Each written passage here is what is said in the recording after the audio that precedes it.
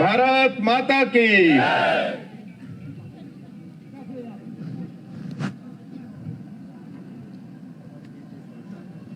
आज इस Himalayan goral 9th national dragon boat race championship के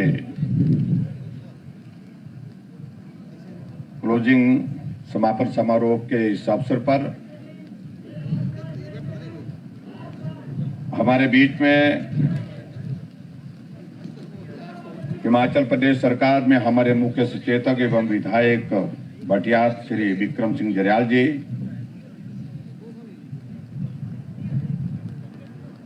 परमौर के हमारे माननीय विधायक श्री जियालाल कपूर जी,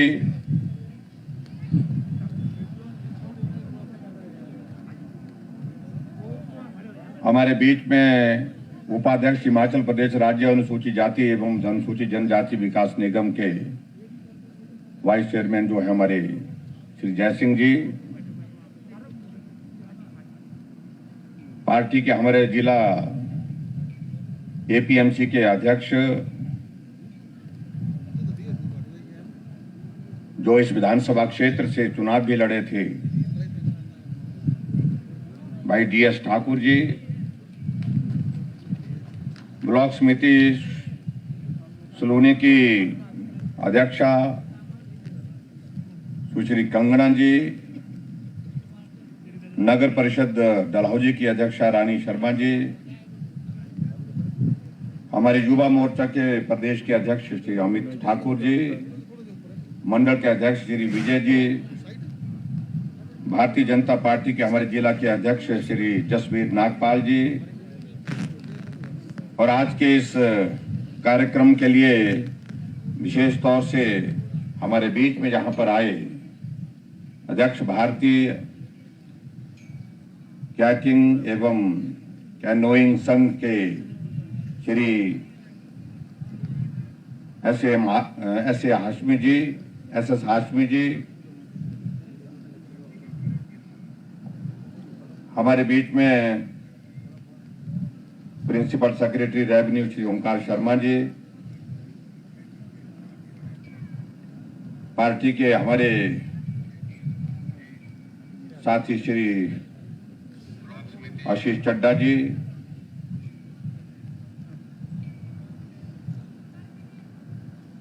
Pradeep Bhardwaj ji, deputy commissioner Chamba Shri DC Rana ji, SP Chamba Shri Arun ji, और यहाँ हमारे बहुत सारे पार्टी के अन्य पदाधिकारी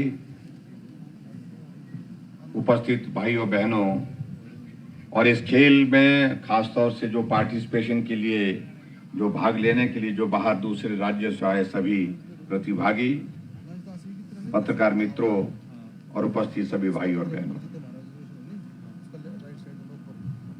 मुझे इस बात की प्रसन्नता है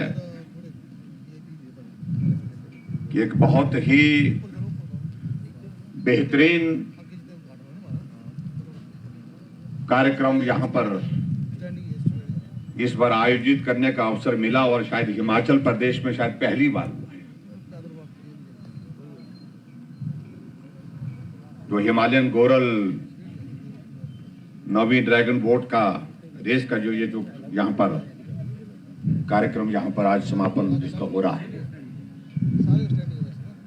और इसके लिए मैं सभी सहयोगी जिन लोगों ने भी मदद की है, जिस रूप में भी मदद की है इस कार्यक्रम को सफल करने के लिए, और विशेष तौर से श्री हाशमी जी का मैं बहुत बहुत आभार व्यक्त करता हूं कि हिमाचल प्रदेश के ऐसे इलाके में जो इलाका अभी बहुत आगे बढ़ना है, पिछड़ापन साफ दिखता है, बहुत काम करने को यहाँ पर है, ऐसे इलाके में आपने इस कार्यक्रम का आयोजन करने के लिए एक महत्वपूर्ण भूमिका निभाई, उसके लिए मैं आपका बहुत बहुत धन्यवाद करता हूं। और मुझे इस बात की भी प्रसन्नता है, इस ड्रैगन बोट रेस के इस 19 राज्यों ने भाग लिया इसमें, और लगभग 800 लोगों ने इसमें जो है वो अपना पार्टिसिपेशन दिया। और एक हमारे बहुत जो डिप्टी कमिश्नर यहां पर राणा जी हैं, उन्होंने एक प्रयास किया है कि चंबा को हिमाचल, भले चाहे ये हमारा ऐसा जिला है जो जिसको केंद्र सरकार भी विशेष अधिमान दे रही है आगे बढ़ाने के लिए, एस्पिरेशनल डिस्ट्रिक्ट के नाते, जहां पिछड़ापन ज्यादा है, जहां काम करने की जरूरत ज्यादा है, जहां विकास करने के लिए बहुत सारे अभी तक रास्ते हमारे ऐसे हैं जो शुरू होने हैं, इस जिले में भी पर्यटन की दृष्टि से इसका एक्सपोजर हो। बहुत सारे सुंदर स्थान हमारे इस चंबा जिला के अंतर्गत हैं जहां अभी तक पर्यटक पहुंचा नहीं। तो पर्यटन की दृष्टि से जो चलो चंबा अभियान, मुझे लगता है कि बहुत बड़ा एक माध्यम होगा इस चंबा जिला के विभिन्न स्थानों को पर्यटन की दृष्टि से आगे बढ़ाने के लिए। और उसमें मैं देख भी रहा हूं कि निश्चित रूप से इस अभियान के अंतर्गत हम धीरे धीरे उस दिशा में आगे बढ़ने में सफल हो रहे हैं जहां हमको पहुंचना है, जहां हमको जाना है। और चंबा जिला के अंतर्गत मैं देख रहा हूं एक नहीं बहुत सारे स्थान ऐसे हैं जहां पर्यटन की बहुत सारी संभावनाएं हैं, लेकिन संभावनाएं होने के बावजूद भी जहां हमको भी बहुत काम करना बाकी है। चाहे हम अब चलो चंबा अभियान के अंतर्गत पैराग्लाइडिंग की बात कर रहे हैं, चाहे रिवर राफ्टिंग की बात कर रहे हैं, बोटिंग की बात कर रहे हैं, ट्रैकिंग की बात कर रहे हैं, मोटर बाइक और साइकिल रैली की बात कर रहे हैं। चंबा के हमारी जो यहाँ की पारंपरिक कला है, शिल्प की, चाहे चंबा का खान पान है, होम स्टे है, इन सारी चीजों को लगता है मुझे चलो चंबा अभियान के अंतर्गत जो है आगे बढ़ाने का एक अवसर जो दिया गया है, उसमें निश्चित रूप से हम आगे बेहतर ढंग से काम करने की स्थिति में होंगे। और मेरा ये मानना है कि जो ड्रैगन बोट रेस कंपटीशन के इस आयोजन के माध्यम से एक बहुत बड़ा जिसको मैं कह सकता हूं कि एक एक्सपोजर मिला है, जहां 19 राज्यों के प्रतिभागी यहां पर पार्टिसिपेंट के रूप में आए। साधन की कमी, सुविधा की कमी, हम मानते हैं कि इस बात को लेकर के हमको स्वीकार करना होगा। यहाँ जितना भी जो जरूरत है, यहाँ पर जो कह रहे थे कि भी जो बोट्स हैं, वो बाकी बहुत सारी चीजें हैं, हमने दूसरी जगह से किराए पर, दूसरी जगह से लेकर के आए। और इसलिए स्वाभाविक रूप से इस बात को हमको मानना पड़ेगा कि बहुत सारी चीजें ऐसी हैं जिनको अभी करने की जरूरत है, उनको हम करने की कोशिश भी करेंगे आने वाले समय में। और उसके साथ साथ में मुझे इस बात की भी प्रसन्नता है कि हमने हिमाचल प्रदेश में बाहर का टूरिस्ट भी आ सके, और टूरिस्ट के साथ साथ में हम और भी एक्टिविटीज कर सके। जैसे हमने कुल्लू में राफ्टिंग का नेशनल कंपटीशन किया, नेशनल चैंपियनशिप हुई, बहुत बेहतरीन उसमें प्रदर्शन रहा है, और उसके माध्यम से एक बहुत बड़ा एक्सपोजर हमारी कुल्लू घाटी को पर्यटन की दृष्टि।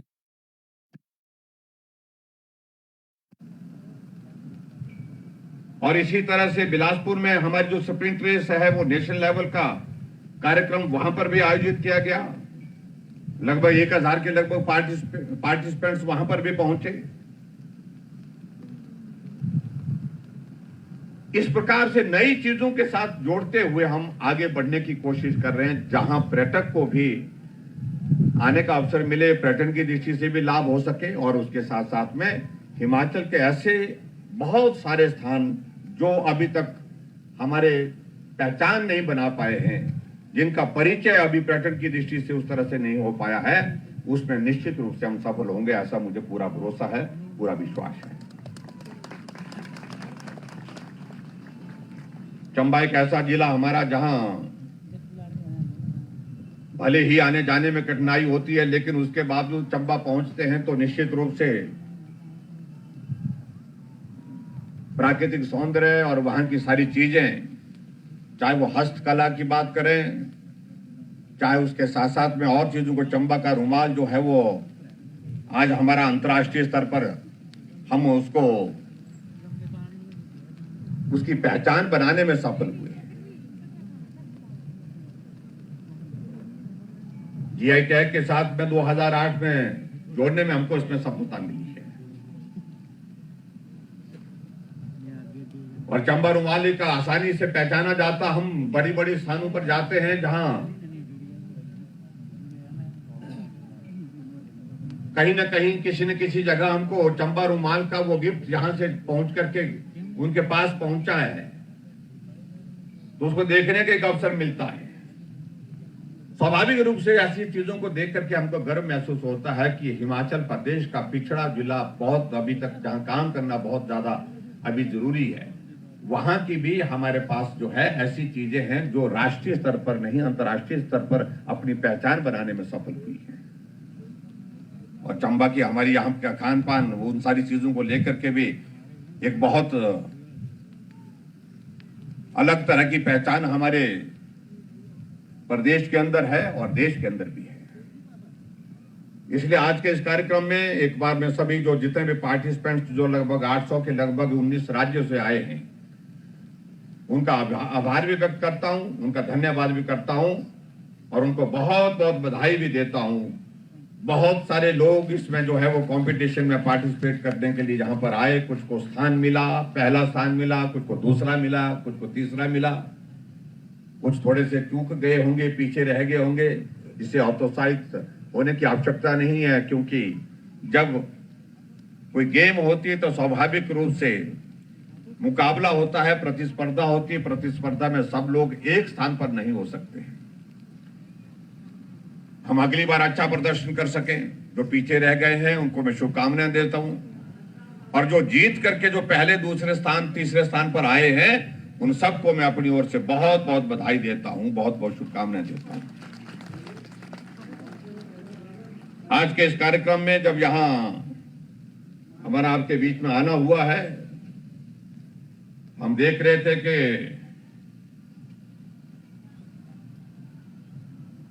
बहुत सारे उद्घाटन और शिलान्यास के कार्यक्रम भी साथ में किए गए।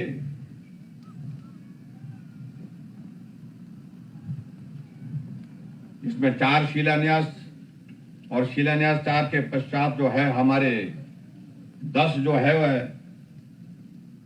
उद्घाटन के कार्यक्रम हुए। उसके लिए भी मुझे लगता है कि इस डलहौजी विधानसभा क्षेत्र में विशेष तौर से जो विकास को एक गति देने की जरूरत थी उसमें भी हम सफल हो रहे हैं। और आज मुझे इस बात की खुशी है, इन सारी योजनाओं को अगर मिला करके हम देखें तो लगभग 103 करोड़ रुपए के उद्घाटन और शिलान्यास एक स्थान पर एक समय में हुए हैं। उसके लिए मैं डलहौजी वासियों को बहुत बहुत बधाई देता हूं। और मैं ये भी कहना चाहता हूं, बहुत पहले मैं यहां पर 1 जुलाई 2018 को आया था और 2020 में भी आया था। कुछ घोषणाएं हमने इस विधानसभा क्षेत्र के अंतर्गत की थी और मुझे इस बात की प्रसन्नता है जो 24 घोषणा की थी उनमें से 19 हमारी घोषणाएं पूर्ण कर दी गई है और 5 जो है प्रगति पर वो प्रोसेस हो चला हुआ उसका, उनको भी आने वाले समय में पूरा करेंगे। ये भी मैं आपके बीच में आज कहना चाह रहा हूं, ताकि आपके इस क्षेत्र के लिए विकास की कोई कमी ना रह सके। ये बहुत आवश्यक है। और उसी तरह से मैं यहां पर देख रहा हूं कि हमारे आईपीएच डिपार्टमेंट जल शक्ति विभाग जिसका नाम अब है, इस एक विभाग के अंतर्गत एक योजना जो हमारी वाटर सप्लाई स्कीम जो हमारी डलहौजी की 65.5 करोड़ रुपए की है। यहां पर ताली बजाने का रिवाज नहीं लगता है। हाँ जी,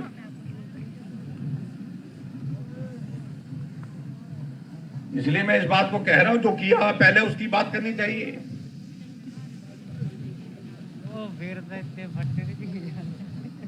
एक विधानसभा क्षेत्र में मुझे नहीं लगता कि आज से पहले यहां पर लंबे समय तक सत्ता कांग्रेस पार्टी की रही, और लंबे समय तक सत्ता में रहने के बावजूद भी मुझे नहीं लगता कि आईपीएच डिपार्टमेंट के 65 करोड़ रुपए की कोई योजना का यहां पर शिलान्यास हुआ है, उसका काम शुरू हुआ क्या उद्घाटन हुआ। और मुझे इस बात की प्रसन्नता है कि आज हम इस काम का यहां पर जिसका शिलान्यास किया है, और जहां जिसमें 55,000 के लगभग जो है लोगों को इस क्षेत्र की जनता को उसका लाभ मिलेगा। और मुझे इस बात की भी प्रसन्नता है कि इस स्कीम में विशेषता यह भी है कि आर्मी के साथ हम मिलकर के जो एयरफोर्स के रिक्वायरमेंट जो है यहाँ की जो फ्लोटिंग पॉपुलेशन के रूप में यहाँ पर रहती है, उनको भी इसमें मदद मिलेगा। और उन्होंने अपना पार्टिसिपेशन इसमें दिया है, और उन्होंने भी 27.5 करोड़ रुपए का कंट्रीब्यूशन जो है सेना ने भी इसमें डाला है, एयरफोर्स ने भी डाला है। मैं एयरफोर्स का भी धन्यवाद करता हूं, क्योंकि इस योजना को पूरा करने के लिए स्वाभाविक रूप से पैसों की आवश्यकता थी। कुछ हमने किया, कुछ एयरफोर्स की तरफ से किया गया। उसके लिए मैं बहुत बहुत उनका आभार व्यक्त करता हूं, उनका बहुत बहुत धन्यवाद करता हूं। और यहां मैं देख रहा हूं जहां अगर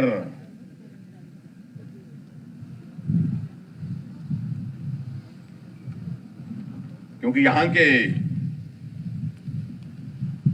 जो विधायिका जी हैं या कई बार कई तरह की बातें करती हैं, आज मालूम नहीं कहां है। लेकिन मैं एक बात में जो थोड़ा सा ये जरूर कहना चाहता हूं, उनका जब कांग्रेस पार्टी का जो कार्यकाल रहा है, उस कार्यकाल के अगर हम तुलना करें 5 साल का कार्यकाल रहा है,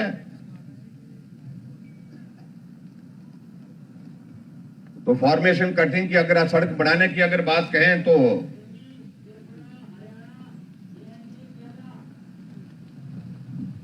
वो हमसे बहुत पीछे हैं। हम 24 पर है, वो 24 पर थे 2013 से लेकर के 2017 तक, और हम 75 पर हैं। 75 मतलब यानी कि 3 गुना से भी ज्यादा जो है हमने उसमें उनसे ज्यादा काम किया है। और उसी तरह से मैं इस बात को भी मैं कहना चाहता हूं, अब मालूम नहीं उनके साथ उनके उस वक्त के मुख्यमंत्री सुनते नहीं थे, मानते नहीं थे, मुझे मालूम नहीं।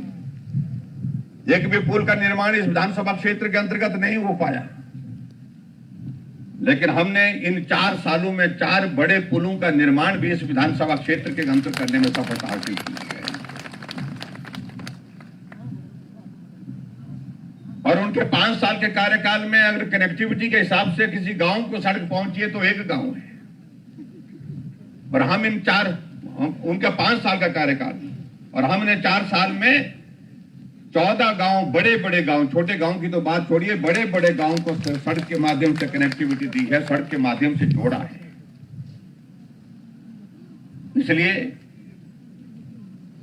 इस बात को भी सोचने की आवश्यकता है। मुझे मालूम नहीं, ये डलहौजी में आपके इस विधानसभा क्षेत्र में आकर के मैं इस बात को मैं कह रहा हूं, जब कुछ नहीं चलता है कि फिर बोलते हैं कि हम बड़े आदमी बनने वाले हैं। और कितने आदमी बड़ा होगा अब इस उम्र में? कोई बच्चा बोले तो समझ में आता कि वो बड़ा होने वाला है, क्योंकि उसके सामने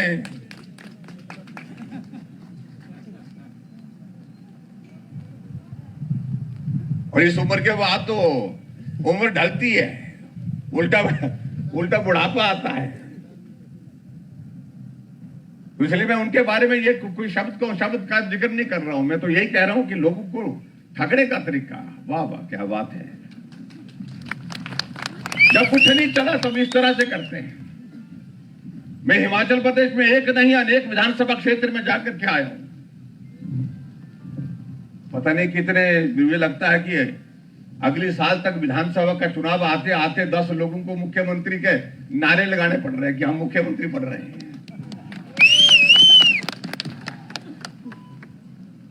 बात हो गई है बोलते हैं।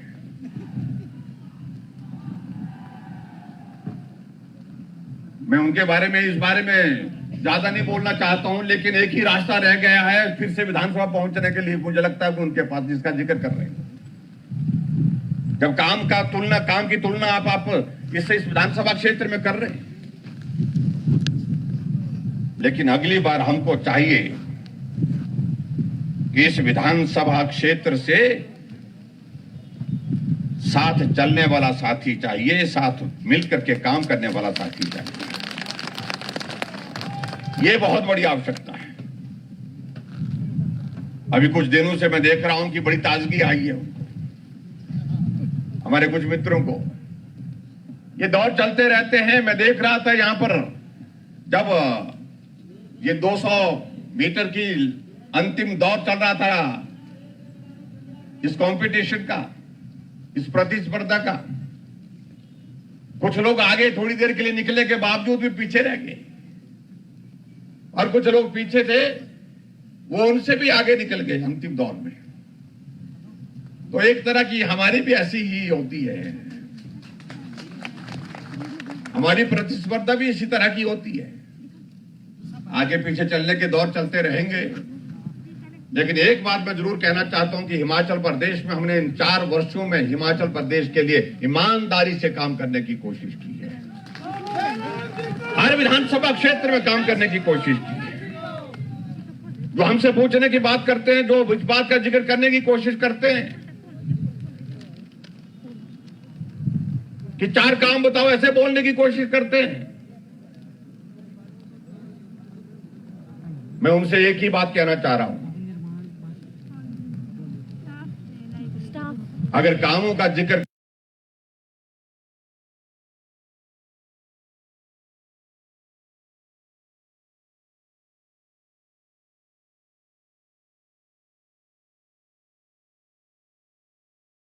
करना होगा तो मुझे लगता है कि कोई मंच साझा करना पड़ेगा, और जहां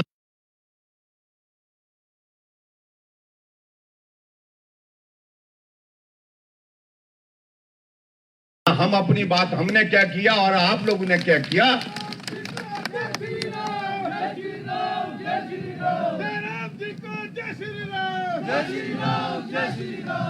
हमने तो उन बुजुर्गों के लिए भी आगे बढ़कर के काम किया जिनका सहारा कोई नहीं है, परिवार में साथ नहीं मिलता, सहयोग नहीं मिलता, सम्मान नहीं मिलता, सुरक्षा नहीं मिलती। हमने कहा ऐसे बुजुर्गों के लिए 70 साल के ऊपर जितने भी हो गए हैं, सबके लिए हमने पेंशन का प्रावधान किया। कांग्रेस की सरकार में 750 मिलता था, हम उसका दुगना। सारी घर की जिम्मेदारी उनके ऊपर होती है। हमने कहा 70 नहीं, उनके लिए 65 वर्ष की आयु के ऊपर सबको पेंशन का प्रावधान होगा। और हिमाचल प्रदेश में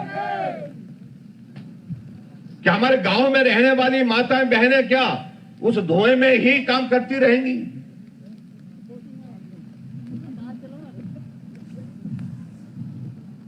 कांग्रेस ने कभी जिंदगी में सोचा नहीं। हमने हिमाचल प्रदेश में गृहिणी सुविधा योजना के माध्यम से 3,25,000 परिवारों को गैस का चूल्हा उनके घर में पहुंचा करके दिया। गरीब के घर में भी गैस आज उपलब्ध है, गैस पर खाना बनता है, गैस पर चाय बनती है।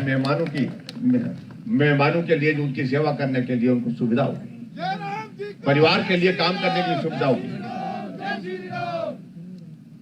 इसको काम नहीं मानते। हमने गरीब लोगों के इलाज के लिए, आज से पहले इतने लंबे समय तक वो पार्टी सत्ता में रही, कभी नहीं सोचा गरीब आदमी अगर बीमार हो जाए उसका इलाज करना हो तो कोई योजना हमको शुरू करनी चाहिए। एक भी योजना नहीं थी।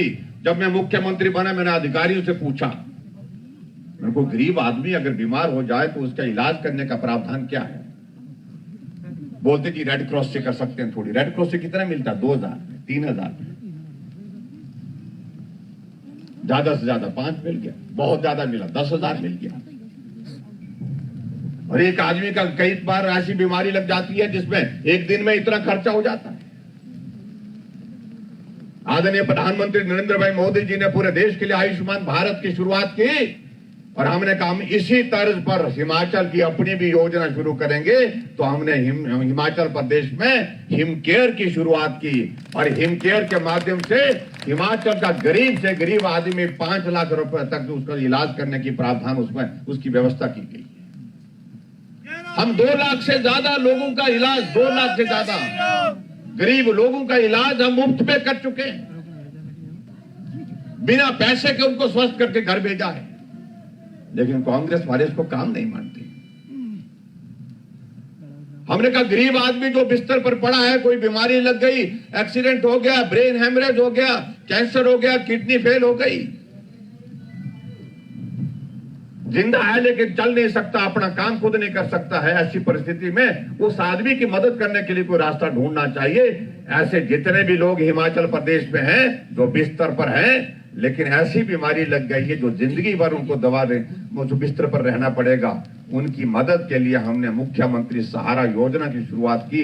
3000 रुपए ऐसे लोगों के जो बिस्तर पर पड़े हैं उनके खाते में हम हर महीने के डाल रहे। इससे काम नहीं तो ऐसे बहुत सारी चीजों को लेकर के अभी हमने और निर्णय लिया इस बार के पिछले बजट में कि जो बेटी है बीपीएल परिवार की है, गरीबी रेखा से नीचे है, जब शादी उस बेटी की होगी तो हिमाचल प्रदेश सरकार की ओर से हम 31,000 रुपए शगुन के रूप में हम उनके खाते में जमा करेंगे। इसे वो काम नहीं मानते। मैंने कांग्रेस जी को पूछा तो काम मानते किसको है? बोलते नहीं ये तो कोई काम नहीं है। मैंने कहा तो भी उसको काम मानते हैं कि 1,76,000 करोड़ रुपए का घोटाला, उसको वो काम मानते हैं क्योंकि आदत पड़ी है उनको। 7.5 साल का कार्यकाल आदरणीय प्रधानमंत्री नरेंद्र भाई मोदी जी के नेतृत्व में पूरे देश में हो गया। 8 साल पूरे होने को है। उंगली उठा करके कोई आदमी नहीं कह सकता किसी नेता पर, मोदी जी पर तो बात दूर की रही, लेकिन किसी नेता पर आज तक आरोप नहीं लगा 7.5 साल के कार्यकाल। लेकिन क्या हालत होती थी उस राज्य में जो पीछे बीता। 1,86,000 करोड़ रुपए का घोटाला, 1,76,000 करोड़ रुपए का घोटाला, घोटाले में भी कंपटीशन होता था।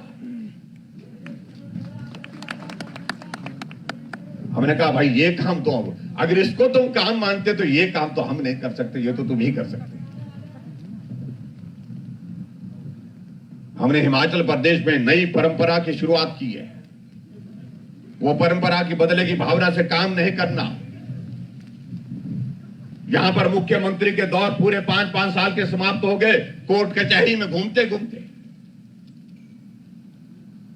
ये भी जमानत पर, वो भी जमानत पर, कई लोग नेता जमानत पर हिमाचल प्रदेश में। और ये देवभूमि हिमाचल प्रदेश है।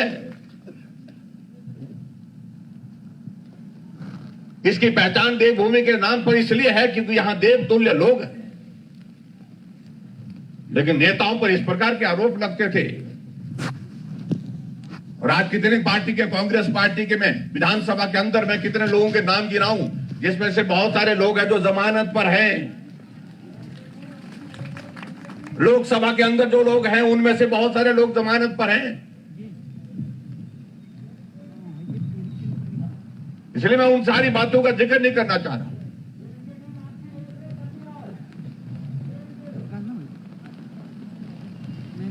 आप सबके बीच में आएंगे जब आने वाले समय में तो बात करेंगे। आज समय की भी कमी है क्योंकि मुझे वापिस जाना है। आज के इस विशेष आयोजन के लिए मैं आपके सबके बीच में यहां पर पहुंचा हूं और आप सब लोगों ने गर्मजोशी के साथ स्वागत किया। आपके बीच में जल्दी कार्यक्रम बनाएंगे, दोबारा कार्यक्रम बनाएंगे। जय राम जी को जय श्री राम, जय श्री राम, जय श्री राम, जय राम जी को जय श्री राम, जय श्री राम, जय श्री राम। यहाँ पार्टी के सब साथी यहाँ पर हमको मिले जो मंच पर बैठे हैं, उन लोगों ने भी सुझाव दिए और हमारे यहां से पार्टी के प्रत्याशी DS ठाकुर ने भी अपनी बात कही अपने बीच में। कुछ चीजों का जिक्र यहां पर हुआ है, कुछ चीजें आज करेंगे, कुछ अगली बार आएंगे। आज तो हम विशेष तौर से इस कार्यक्रम के लिए आए थे, लेकिन फिर भी उसके बावजूद भी यहां पर कुछ बातों का जिक्र किया है। तो यहां कहा गया है कि जो राज्य के वरिष्ठ माध्यमिक पाठशाला टिकरू में है, जो वो साइंस क्लासेस की शुरुआत करने की बात कही गई है और मैं इस बात को स्वीकार करता हूं कि साइंस की क्लासेस वहां पर शुरू होनी चाहिए। दूर दराज के इलाके में साइंस की पढ़ने की सुविधा लोगों को मिलनी चाहिए। और इसलिए मैं घोषणा करता हूं कि राजकीय वरिष्ठ माध्यमिक पाठशाला टिकरू में साइंस की क्लासेस जो है आने वाले समय में हम जल्दी शुरू करेंगे और आप सबको इसकी सुविधा मिल सके, बच्चों को पढ़ने के लिए, इस बात के लिए ख्याल रखें। और उसी तरह से एक बात का जिक्र यहां पर आया है कि एक राजकीय प्राथमिक विद्यालय जटोता को माध्यमिक विद्यालय बनाने के लिए उसका दर्जा बढ़ा करके जो है प्राइमरी स्कूल को मिडिल स्कूल बनाया जाए। तो मैं स्कूल को भी प्राइमरी स्कूल से मिडिल स्कूल करने की यहां पर घोषणा करता हूं। और उसी प्रकार से राजकीय उच्च विद्यालय,